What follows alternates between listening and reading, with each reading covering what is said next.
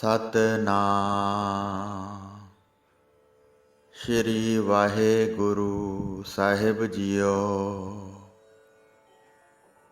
ਪਰਮ ਸਨਮਾਨਿਓ ਗੁਰੂ ਰੂਪ ਗੁਰੂ ਖਾਲਸਾ ਸਾਧ ਸੰਗਤ ਜੀ, ਵਾਹਿਗੁਰੂ ਜੀ ਕਾ ਖਾਲਸਾ, ਵਾਹਿਗੁਰੂ ਜੀ ਕੀ ਫਤਿਹ। ਧੰਨ ਧੰਨ ਬਾਬਾ ਸ਼੍ਰੀ ਚੰਦ ਜੀ ਨੂੰ ਸੱਚੇ ਪਾਤਸ਼ਾਹ ਧੰਨ ਸ਼੍ਰੀ ਗੁਰੂ ਨਾਨਕ ਦੇਵ ਸਾਹਿਬ ਜੀ ਨੇ ਉਦਾਸੀਨ ਮੱਤ ਦਾ ਮੁਖੀ ਥਾਪਿਆ ਸੀ। ਬਾਬਾ ਸ਼੍ਰੀ ਚੰਦ ਜੀ ਉਦਾਸੀਨ ਮੱਤ ਦੇ ਗੁਰੂ ਹਨ ਅਤੇ ਉਦਾਸੀਨ ਮੱਤ ਵਾਲੇ ਉਹਨਾਂ ਨੂੰ ਗੁਰੂ ਮੰਨਦੇ ਹਨ। ਬਾਬਾ ਸ਼੍ਰੀ ਚੰਦ ਜੀ ਮਹਾਰਾਜ ਨੇ ਜਦੋਂ ਆਪਣੇ ਛੋਟੇ ਵੀਰ ਬਾਬਾ ਲਖਮੀ ਦਾਸ ਜੀ ਨੂੰ, ਜਦੋਂ ਉਹ ਸ਼ਿਕਾਰ ਖੇਡ ਕੇ ਆਏ ਤੇ ਨਾਲ ਮਰੇ ਹੋਏ ਹਰਨ ਵੀ ਚੁੱਕੀ ਆ ਰਹੇ ਸਨ, ਉਦੋਂ ਉਪਦੇਸ਼ ਦਿੱਤਾ ਕਿ ਸ਼ਿਕਾਰ ਖੇਡਣਾ ਠੀਕ ਨਹੀਂ। ਇਸ ਤਰ੍ਹਾਂ ਕਈ ਨਿਰਦੋਸ਼ ਜੀਆਂ ਦੀ ਜਾਨ ਜਾਂਦੀ ਹੈ ਤੇ ਤੁਹਾਨੂੰ ਇਸ ਦਾ ਲੇਖਾ ਦੇਣਾ ਪਵੇਗਾ। ਪਰ ਬਾਬਾ ਲਖਮੀ ਦਾਸ ਜੀ ਨੇ ਸਵਾਲ ਕੀਤਾ ਕਿ ਅਸੀਂ ਸਤਿਗੁਰੂ ਨਾਨਕ ਦੇਵ ਜੀ ਦੇ ਸਾਹਿਬਜ਼ਾਦੇ ਹਾਂ, ਸਾਨੂੰ ਵੀ ਲੇਖਾ ਦੇਣਾ ਪਵੇਗਾ। ਫਿਰ ਬਾਬਾ ਜੀ ਨੇ ਅੱਗੋਂ ਉੱਤਰ ਦਿੱਤਾ ਕਿ ਹਾਂ, ਜ਼ਰੂਰ ਦੇਣਾ ਪਵੇਗਾ। ਉੱਥੇ ਅਮਲਾਂ ਤੇ ਨਿਬੜਦੀ ਹੈ, ਕਿਸੇ ਦਾ ਲਿਹਾਜ਼ ਨਹੀਂ ਹੁੰਦਾ। ਇਹ ਸੁਣ ਕੇ ਲਖਮੀ ਦਾਸ ਜੀ ਕਿਸੇ ਅਨੋਖੇ ਰੰਗ ਵਿੱਚ ਰੰਗੇ ਗਏ। ਮਰੇ ਹੋਏ ਹਿਰਨਾਂ ਨੂੰ ਜਲ ਦਾ ਛੱਟਾ ਮਾਰ ਕੇ ਸੁਰਜੀਤ ਕਰ ਦਿੱਤਾ। ਫਿਰ ਜਾ ਕੇ ਘੋੜਾ ਤਿਆਰ ਕੀਤਾ। ਆਪਣੀ ਇਸਤਰੀ ਤੇ ਬਾਲਕ ਸ਼੍ਰੀ ਧਰਮਚੰਦ ਜੀ ਨੂੰ ਆਪਣੇ ਪਿੱਛੇ ਬਿਠਾ ਕੇ ਆ ਕੇ ਕਹਿਣ ਲੱਗੇ, ਲਓ ਵੀਰ ਜੀ, ਹੁਣੇ ਹੀ ਸੱਚਖੰਡ ਜਾ ਕੇ ਲੇਖਾ ਦਿਆਉਂਦੇ ਹਾਂ। ਇਹਨਾਂ ਆ ਕੇ ਘੋੜੇ ਸਣੇ ਆਕਾਸ਼ ਵਿੱਚ ਉਡਾਰੀ ਲਾ ਦਿੱਤੀ। ਅਚਾਨਕ ਬਾਬਾ ਜੀ ਨੇ ਉਤਾਂਹ ਵੱਲ ਵੇਖਿਆ ਤੇ ਖਿਆਲ ਆਇਆ ਕਿ ਇਸ ਤਰ੍ਹਾਂ ਤਾਂ ਸਾਡਾ ਬੇਦੀ ਬੰਸ ਖਤਮ ਹੋ ਜਾਏਗਾ। ਸਾਡੇ ਪਿਤਾ ਸ਼੍ਰੀ ਗੁਰੂ ਨਾਨਕ ਦੇਵ ਜੀ ਦਾ ਬੰਸ ਕਿਵੇਂ ਚੱਲੇਗਾ। ਇਸੇ ਸੋਚ ਵਿੱਚ ਹੀ ਘੋੜਾ 4 ਯੋਜਨ ਉੱਪਰ ਜਾ ਚੁੱਕਾ ਸੀ।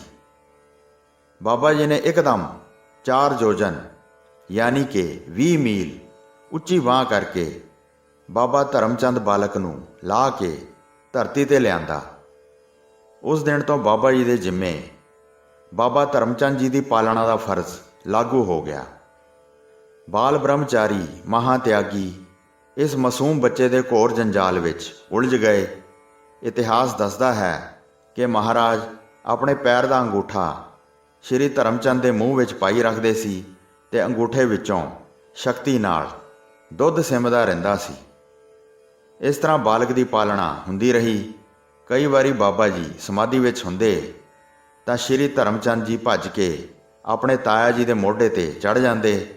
ਕਦੇ ਜਟਾਵਾਂ ਖਿੱਚਦੇ, ਕਦੇ ਮੁੰਦਰਾਂ ਖਿੱਚਦੇ ਤੇ ਮਹਾਰਾਜ ਦੀ ਸਮਾਧੀ ਖੁੱਲ੍ਹ ਜਾਂਦੀ ਤੇ ਬਾਬਾ ਜੀ ਭਾਈ ਕਮਲਿਆ ਜੀ ਨੂੰ ਕਹਿੰਦੇ, ਵੇਖ ਭਾਈ, ਅਕਾਲ ਪੁਰਖ ਕਿੱਡਾ ਬੇਅੰਤ ਹੈ।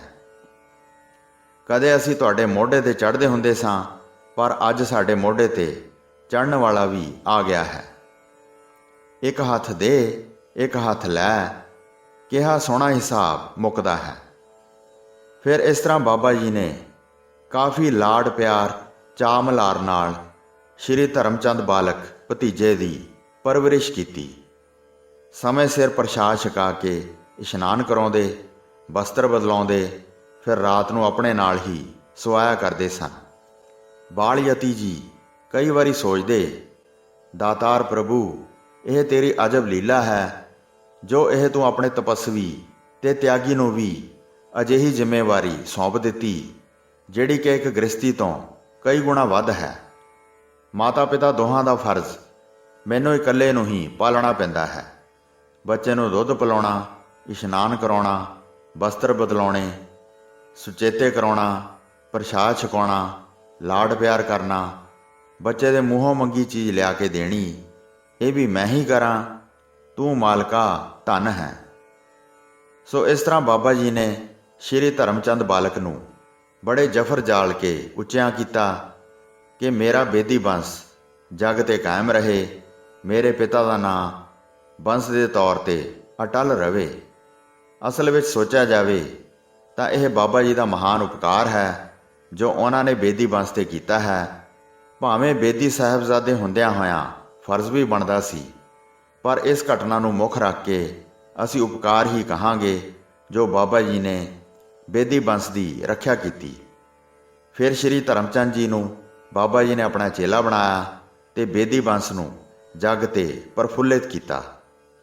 ਉਸ ਤੋਂ ਅੱਗੇ ਬਾਬਾ ਧਰਮਚੰਦ ਜੀ ਦੀ ਸ਼ਾਦੀ ਕੀਤੀ ਤੇ ਉਹਨਾਂ ਦੇ ਘਰ 2 ਸੁਪੁੱਤਰ ਹੋਏ, ਸ਼੍ਰੀ ਮਾਣਕ ਚੰਦ ਜੀ ਅਤੇ ਬਾਬਾ ਮਿਹਰ ਚੰਦ ਜੀ।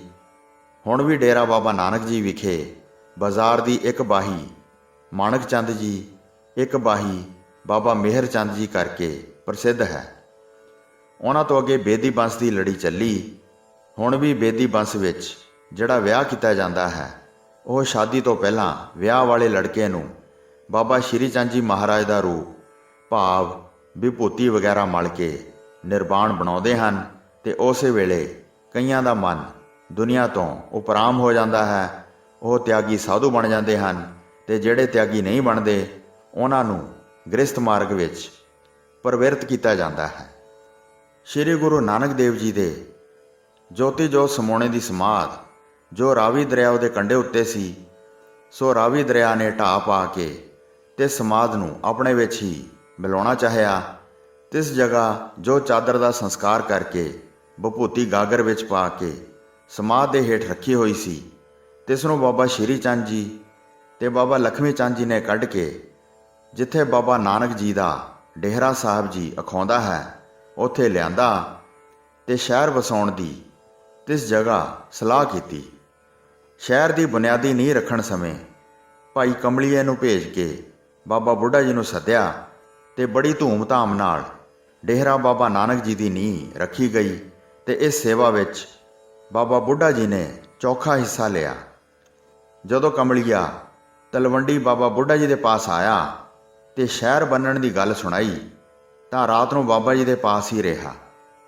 ਬਾਬਾ ਜੀ ਨੇ ਕਮਲੀਏ ਨੂੰ ਆਖਿਆ, ਭਾਈ ਕਮਲੀਆ, ਸਾਨੂੰ ਇਕੱਠੇ ਰਹਿੰਦਿਆਂ ਗੁਰੂ ਜੀ ਦੇ ਪਾਸ ਚਿਰ ਹੋ ਗਿਆ ਹੈ, ਪਰ ਆਪ ਪਾਸੋਂ ਕਦੀ ਇਕਾਂਤ ਗੱਲ ਨਹੀਂ ਸੀ ਪੁੱਛੀ।